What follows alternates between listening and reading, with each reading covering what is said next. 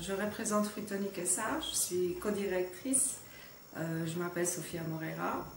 Pierre-Jean Duc, chef de projet NER, Nouvelle Énergie Renouvelable chez Heuken. Je suis le directeur d'Opaline SA.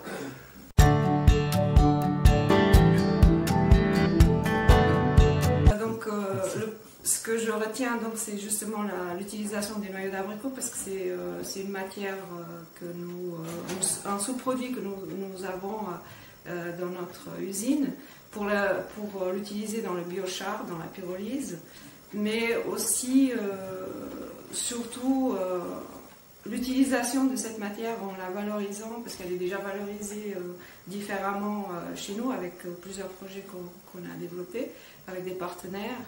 Et puis surtout de donner une opportunité à cette matière qui serait très appréciable pour ce biochar, voilà, pour enrichir le biochar.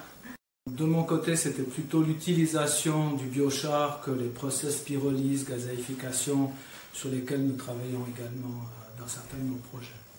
En fait, nous, on est dans notre positionnement d'entreprise et dans notre stratégie d'entreprise, en fait, on veut contribuer à la régénération des sols. Enfin, l'agriculture régénératrice en général, et c'est vrai que ce projet de biochar, en fait, effectivement, amène de l'eau au moulin de notre activité avec notre partenaire qui, comme je disais tout à l'heure, fait partie du projet.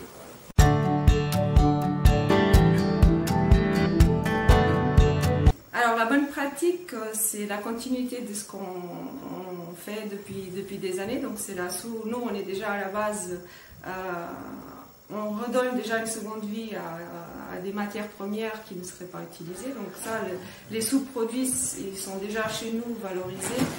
La bonne pratique, c'est de continuer à le faire et de trouver d'autres possibilités de le faire et d'autres synergies avec d'autres entreprises pour continuer justement la valorisation de nos sous-produits. C'est plutôt l'arbitrage des ressources et ne pas utiliser des ressources qui sont déjà utilisées ailleurs et trouver le moyen d'avoir une utilisation du biochar qui serve à différents usages, en priorité la chaleur parce que c'est un rejet important, et deuxièmement sans utiliser les autres ressources qui sont utilisées dans le bois pour la combustion par exemple, la gazéification de bois ou la méthanisation. En fait, nous, on est comme Fruitonic, effectivement, avec notre partenaire, on a les noyaux d'abricot, évidemment, qui peuvent être réutilisés dans le cadre de ce projet-là. La bonne pratique, c'est que je pense qu'il faut créer une filière au niveau valaisan, si ça se fait, et puis d'intégrer surtout la vitiviniculture dans ce projet-là.